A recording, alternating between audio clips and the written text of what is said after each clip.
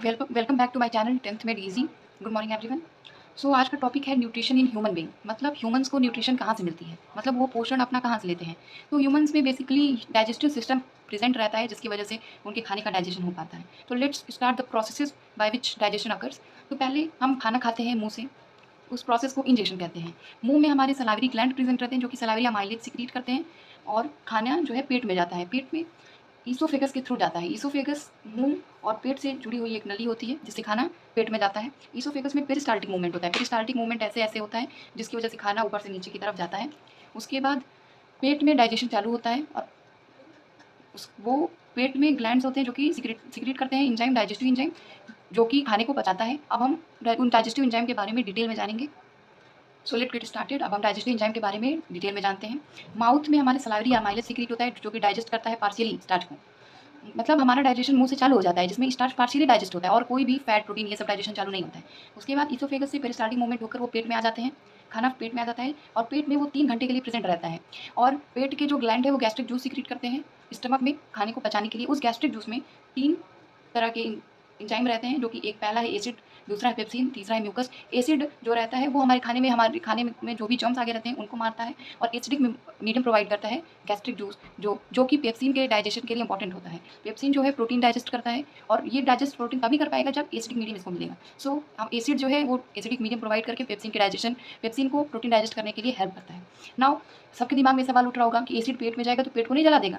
HCl जो है वो स्ट्रॉन्ग एसिड है, इसलिए हमारे पेट में म्यूकस भी प्रेजेंट होता है, जो कि हमारी स्टमक वॉल को प्रिवेंट करता है, प्रोटेक्ट करता है एसिड के जलाने से। नाउ पेट में जो है स्पिंस्टर मसल्स प्रेजेंट होते हैं, जो कि खाने को धीरे धीरे करके स्मॉल इंटेस्टाइन में भेजते हैं।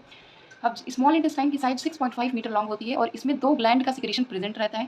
पहला लीवर, दूसरा पैनक्रियाज का। लीवर जो है बाइल बाइल जूस सिक्रीट करता है, जो कि ग्रीनिश येलो लिक्विड है, और ये बाइल जो है गाल ब्लैडर में प्रेजेंट रहता है, और ये बाइल जूस जो है वो फैट को ब्रेक डाउन करता है। और ये बाइल जूस अल्कलाइन मीडियम भी प्रोवाइड करता है, जो कि पैनक्रियाटिक जूस के वर्किंग के लिए बहुत ही इंपॉर्टेंट होता है।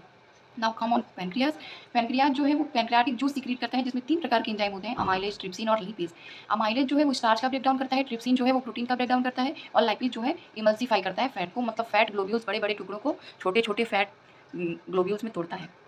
Now again come to this diagram. अब इस स्टमक से धीरे धीरे करके हमारे छोटी आंत में खाना चला गया, और वहाँ पे पैनक्रियाटिक जूस और लीवर का सिक्रीशन मिला उसे, जिसकी वजह से डाइजेशन हुआ प्रोटीन, फैट और स्टार्च का। उसके बाद खाना जो है, खाना बेसिकली अब नहीं कहेंगे, अब उसको अनडाइजेस्टेड फूड कहेंगे, जो कि लार्ज इंटेस्टाइन में चला जाता है, और लार्ज इंटेस्टाइन में वाटर जो है वो एब्जॉर्ब हो जाता है ब्लड वेसल्स में, और उसके बाद जो है एनस के थ्रू इजेशन हो जाता है। इजेशन का मतलब होता है एक्ट ऑफ एक्सपेलिंग फीसेस, मतलब गंदगी को बाहर निकालना।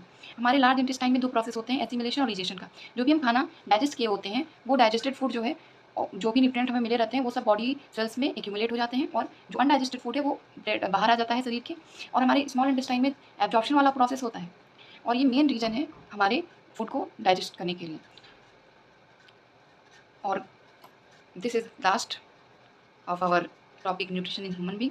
यही है बेसिकली इस टॉपिक में, कि पहले हमारा इंजेशन होता है, दूसरा डाइजेशन होता है, तीसरा एब्जॉर्प्शन होता है, चौथा है एसिमिलेशन होता है, पांचवा इजेशन हो जाता है। इस तरह ह्यूमन जो है वो डाइजेस्ट करते हैं अपने फूड को, और अपना पोषण तत्व लेते हैं शरीर में।